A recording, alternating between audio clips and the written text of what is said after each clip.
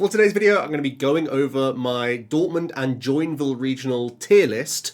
This is going to be 19 decks. I think the format is generally quite wide, but also it's a new format, so I think there's going to be a lot of ideas thrown around in the early tournaments. I'm also going to give my sort of popularity meta prediction for these decks. That's going to come towards the end of the video, so stick around to see how popular I think these decks are going to be, just in case you guys want to get risky and make a meta call for this weekend. But throughout the video, I'm going to be throwing the play limitless rates of these archetypes, as well as how they're doing in terms of achieving points. You can check out my Twitter in the description below, where I'm posting the up-to-date play limitless results, actually converting these points to essentially cup results, and also similar to regional results for the larger online tournaments, so you can get a good grasp in an easy to see tier list image, so check out all that stuff if you want to. And I'm also going to throw in the deck list for some of the bigger archetypes. I think I've got 10 lists to show. So we're going to start off with Charizard. This was the most played archetype in the online spaces. It gained one new card in Briar, but it complements the deck really nicely. We know Charizard can do insane damage towards the late game, and you have Dusknoir, which can force a Briar play out as well, so you can take additional prize cards whilst doing insane damage with Charizard. It's very logical to see that this archetype has got an upgrade with that supporter inclusion that already leans into a package that it was happy to play. So far, it's achieved the second most points in the online spaces. Of course, it is very popular as well. I'm going to slide Charizard, Pidgeot into the A tier. I think you have to juggle a lot in the archetype, which does make me a little bit cynical of the archetype. I also think that any uptick of Dragapult is going to be a bit of an issue for you. That's a tough matchup. You do enjoy seeing Terapagos and Palkia knocked out as new archetypes coming out from the expansion, so those are some matchups to hold on to, but who knows how popular those archetypes are going to be. It's really hard to fit in enough control answers, either Pidgeot or Snorlax. I think in both those situations, you really don't have the space to commit to achieving victories into those archetypes. And I do still think you're dodgy into Regidrago, which is played a lot less in the online spaces, but I do think coming out back into a regional, a lot of people will be very confident and comfortable with Regidrago. Those players who were practicing it before the World Championships have had many weeks now to perfect a Regidrago list, and obviously it doesn't change much with Stellar Crown, so I still think Charizard might be a targeted archetype. It could well be the most popular deck, but I do think it's not necessarily the perfect play for this weekend.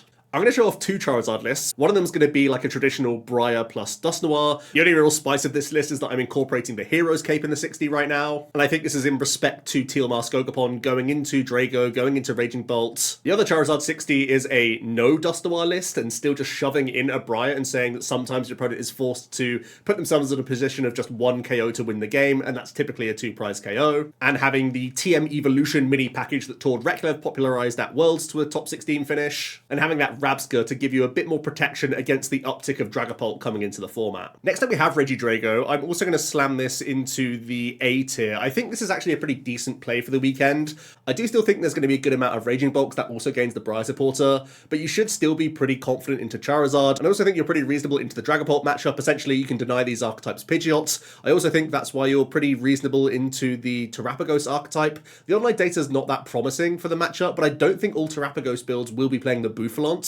And if they're sacking the Boufflant, just going down a heavier Dusknoir package, I think Regidrago can profit from that. In Baltimore, we saw a lot of players cutting the Canceling Clone and the Temple of Sinnohs. I think both those cards go back into the deck list, to be honest with you, to make sure you have enough coverage into the controlling and stalling matchups and having an answer to Lugia, which I do think is still going to be a threat going into this tournament. And Regidrago is the 4th best performing archetype despite being the 6th most in play rates. I'm not really certain why Drago's fallen off in play rates. I know in Japan there was so much Raging Bolt that it's more of a risky archetype, but I think it's still pretty okay in the West. Let's move on to Terapagos then. This has been the 6th best performer in terms of achieving points and the 5th most played archetype. Most of the success from the Terapagos build has been alongside Pidgeot and Dusknoir. Again, similar to Charizard really, in that you're trying to force a Briar play in some situations, or just make sure that you're KOing active Pokemon and bench-sitting Pokemon in the same time, especially against some of these evolving archetypes. If you can get rid of a stage 1 or a basic on the bench whilst going through an active Pokemon, that's really handy. And of course, the likes of Dusclops, the likes of Dusknoir can allow you to one-hit KO things like Charizard and Dragapult as well,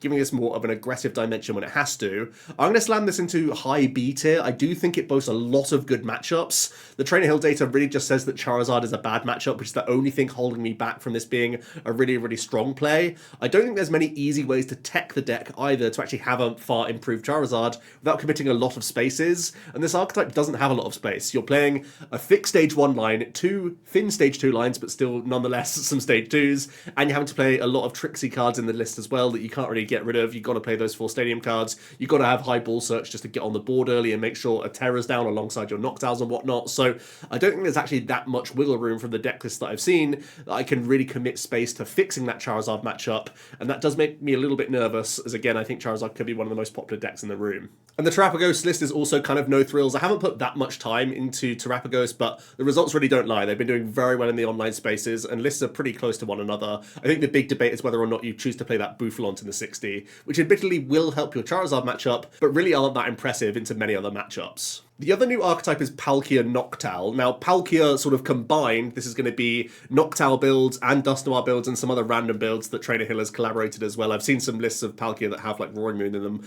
but I digress. Yeah, Palkia has been the 4th most played archetype and only the 9th most performing, so it's not doing all that well. It did have a breakout top 8 placement at the Champions League, and I actually really like this archetype. I'm going to put Palkia Noctowl into A tier. The online data actually has Palkia negative into a number of matchups. I do think the Charizard matchup one you have to respect, and that's either by adding in the likes of Max Belt, Kieran, if you're going to go down a pure water build, or have Iron Leaves, which is something I've combined with Trumpet for a number of my lists now. And I do think Palkia can be a bit of a bully, similar to Regidrago really, with its coverage with Dragapult EX and the potential to Kieran. I think Palkia, with the turn 2 Greninja Cologne that is so consistent thanks to Jewel Seeker, you can really be punishing the Guardies, the Dragapults, the Charizards, and pushing them off the board in the opening stages and crippling their setup. There are genuine concerns for Palkia. You're not good into the Lightning decks. Iron Thorns and Miraidon are definitely awkward matchups, and the Raging Bolt is also looking not that favourable in the online matchup data. But I do think you can alleviate that by having a higher percentage of single prize opening Pokemon, and you lean into those in the opening stages and try and get a turn 2 Trumpet Terapagos out of nowhere and taking the first 2 prize KO. For full transparency, Palkia is probably the archetype I'm going to be piloting to Dortmund, so it's the list that I've put the most time into. Dragapult is massively played right now in the online spaces, the 2nd most played archetype, and it's the 3rd best performing in terms of results. I'm also going to stick this into the B tier. Now, I do think the evolution decks are in trouble. I think there's Terapagos, Pidgeot, and Palkia, and Regidrago. If all of those archetypes go first, they can all be big trouble for these Pidgeot-based decks, Charizard and Dragapult, really, where they can just deal with Pidgeys, and you can't really get on the board, and you're kind of scrabbling for what to do. I think that is a general issue with Stage 2s on the whole right now. I think Charizard's at such a high power level that it gets away with it, where I do think Dragapult really needs that Pidgeot. It really hinges on quick search a lot of the time, so you can get everything flowing. The good news for Dragapult Pidgeot is that you're better internally with that Sparkling Crystal, and you do boast a good time into Charizard, which is a nice matchup for you. Right now I've weaved in the Gravity Stone into my deck list, and that's really trying to respect the Raging Bolts and the Miraidons and those sorts of archetypes, where I'm really trying to buy that turn with League HQ, with Gravstone, with the Counter Catchers. I'm really trying to buy myself a turn where I can make that comeback play with a 4 prize turn, hoping my opponent has a turn of no attack. I'm going to stick Lugia into the bottom of A tier. We know its consistency is always a question mark, but it did really well at Baltimore, and I also think that the format is wide enough that some archetypes may not have the space for their Sinnohs and their E-Hammers. You'll notice that a lot of my deck lists still have it, but that's because I'm really respecting Lugia. I wouldn't expect every opponent you come up against to have those techs. And I think Lugia is okay into Charizard, definitely likes Regidrago. It's quite happy seeing Palkia as well with the V-Guard energy to be a little bit tankier and that lightning element in the list. As we know, those mist energies can block a lot of Dragapult's lines of play as well. So I think Lugia is solid into the sort of top archetypes that I'm outlining right now. And I don't think lightning's really going to be on a high. I think the fear of Charizard might scare some Miraidon players onto other aggressive 2-prize racing decks. And even though Iron Thorns is like probably a good play for this weekend, and I'll get onto why in a moment, I still think it's not going to be the most popular archetype in the room. Lugia is also way down in play rate as well as point earnings so far in the online scene. It's the 13th best performing archetype and the 11th most played, so people have already played Lugia a bunch. They know what they're doing with the archetype. They don't need extra reps or anything like that. Nothing really changes with the archetype, but I do still think there'll be a number of people who enjoy playing the archetype enough to bring it to this tournament, and I actually think it's pretty well positioned. I'm going to pop Raging Bolt actually in the B tier. This might be a surprise to some people. It's the most point earning archetype in the online scene right now. It gains that Briar supporter, which certainly can help out into the Charizard matchup. I actually think Briar does more for Charizard in that matchup than it does for Raging Bolt, ironically. I think really the backbone of this archetype's success is going to be if there is a ton of Dragapult, and there's going to be a ton of Regidrago. I still think people would be a little bit cautious around Dragapult. Maybe I'm a little bit off on my metagaming, but I don't think it's like the most phenomenal deck, despite its successes in Japan and in the online scene so far. And Regidrago is an old faithful. I'd actually expect that to be the more popular of the two, but I also think Raging Bolt has a number of matchups that it's not too happy to face. The good news is you still have that massive consistency. It had a great result in the Champions League, so I might just be a bit of a hater on this archetype, despite its successes screaming at me in every direction. I guess that means we should talk about the other sort of turbo archetypes. I'm also going to put Miraidon in the B tier. I think it actually is a much better into Raging Bolt now that you get Area 0, so you can actually reach on Raging Bolts with your Raikou. It's still that dodge Charizard and Profit style archetype, but I also think you're quite happy to pick up the Palkia matchup, which is pretty handy. One new awkward matchup does seem to be the Terapagos though, so do bear that in mind. Maybe there are a couple matchups to dodge, but you still do have that inherent consistency, and I do like where Area 0 is taking the list. Miraidon is the 8th most played and 8th best performing archetype in the online spaces, and that's basically where I'm putting it on our tier list right now, so everything's aligned with Miraidon. Similar to what I was saying with Dragapult, I'm going to put Gardevoir in a similar bucket to Dragapult, actually. Still going to put it in B tier, but I do think it's a little bit concerned about Palkia, about Terapagos with that Dusknoir. I think it's just difficult for you to maintain a board state that you really do like as Gardy. I also think it's really tough to juggle having enough respect for Charizard as well as enough respect for these turbo archetypes. Henry Chow basically sacked some of his Stage 2 matchups in his winning list just to have a more turbo approach. But I do think with enough evolving archetypes in the room, you probably do want to still have that double Monkey Dory. So I've tried to make a compromise with my 60, and I have tried to cut some corners with the 60 to try and make it work both ways. As always, Snorlax has insane online data. It's the 7th best performing despite being the 12th most played, so I'm also going to bung this into B tier. Snorlax does have a few bad matchups, obviously Lugia, but I think Regidrago can be tough with its amount of outs, and I expect more people to play Cologne this weekend. I actually think Palkia is not the easiest for them either. They have easy ways around Mimikyu and Cornerstone Ogerpon if they're playing Terapagos, and they do have a number of pivot outs as well and naturally play Cologne. So I think there are some high profile awkward matchups for the archetype that you do have to dodge. But as we know, every now and then a Snorlax squeaks through, has enough good matchups. I think Petron EX, for example, is going to be on the lowdown, which is probably a good thing for Snorlax on the whole. And then my wild card A tier play is going to be Iron Thorns of all things. Its online data is also looking disgusting right now. It's the 14th most played archetype with the 11th best point earnings,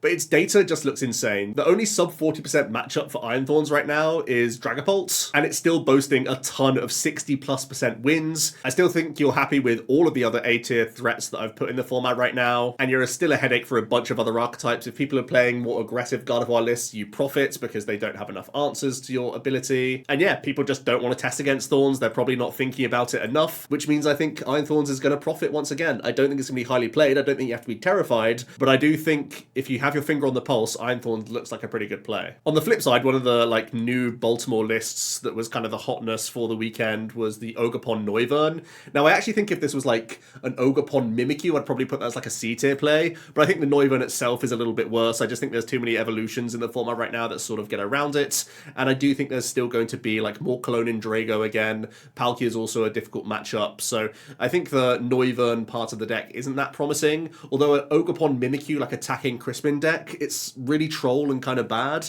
but I think it actually does checkmate a number of archetypes in the format right now, so keep an eye on one of those sorts of boring attacking strategies, but I don't think the Noivern is the right tournament. I think that was way better for Baltimore, where there was an expectation of Baltimore Rhydon and Turbo Moon taking up like 25% of the meta, where I think those combined won't be doing anything like that this time around. Pidgeot Control, never going to be that popular, but definitely a solid archetype. I'm going to stick that in B tier. As we know, people are just going to continue to pilot that Pidgeot archetype. There's potential for you to add the Fan Rotom and go a little bit more out there with a colorless package. Maybe think about Farigiraf, for example. Maybe think about just adding in a thin Noctowl package to help you get towards Pidgeot, or give you like a fallback Hoot Hoot if your opponent is going to take out the Pidgeot itself. But yeah, as we know, it's going to be a lot of tools thrown into one archetype, and Pidgeot can find a way to have win conditions into all of the top archetypes, even though it is quite a wide format right now. Ancient Box, I think it's sort of time passed at Baltimore. Like, it was quite popular, it did like fine. I think you get a little bit punished by Briar coming into some of these archetypes as well, so I think it's just slightly worse placed. I'm also going to put Roaring Moon in terms of a turbo version into the C tier as well. I kind of like the positioning of Miraidon and Raging Bolt that little bit more for this tournament, but that's just me. Palkia Dusknoir is just more combo-y, I think, than the Noctowl build. Noctowl just has much more internal consistency rather than trying to white knuckle lots of Pokestops. Essentially, this deck is really good at bullying the evolving archetypes, but I think Terapagos Pidgeot already does a decent job of that and is kind of more consistent, and I think the Palkia Noctowl can also do the same thing and is also more consistent, so in both ways you're outclassed by the other two new archetypes. Box still doesn't really have any compelling data, but I imagine there'll still be one or two diehards still going for it. Same thing for Chien-Pao Baxcalibur, just more Greninja action in the format, more Dusknoir action in the format in terms of how many archetypes are piloting these sorts of cards, just is more worry for Chien-Pao, and also one of its boasts was that you can force a one prize board state on certain turns, and now we have Briar, so like a big selling point of Chien-Pao's gone, and it had such a delicate setup that I feel like this one's really falling off. And then my dreamer high C tier deck is going to be Clorf Electrode. You actually can meme on the Terapagos matchup, which I think is really funny. You're actually pretty okay into some of the racing 2-prize archetypes as well that are in the format. And with the cheeky like Kabalion tech, I don't think you're horrible into Charizard either. I don't think this is going to be a high tier deck, but I really think it should be played more than it is right now. And that's to say it's the 32nd most played deck in the online scene, so really unpopular. There are certainly some worse decks that I can see on the list right now that for some reason have more play rate than good old Clorf. So then this is what I'm actually thinking in terms of popularity of archetypes. I think Charizard probably is going to be the most played archetype, but I think it's going to be well split out among the top archetypes. I think only around 15% for Charizard. Raging Bolt, despite being that high played, big flop archetype of Baltimore, I think there's going to be more encouragement from the Champions League results and just from Briar coming into the archetype. Regidrago, I think, is going to stick around 12%. There's going to be some players who have just played it a bunch around that World Championships, and I still think it's very solid. Lugia, I think, is going to be around that 10%. Again, similar deal, no changes, still just a really solid archetype.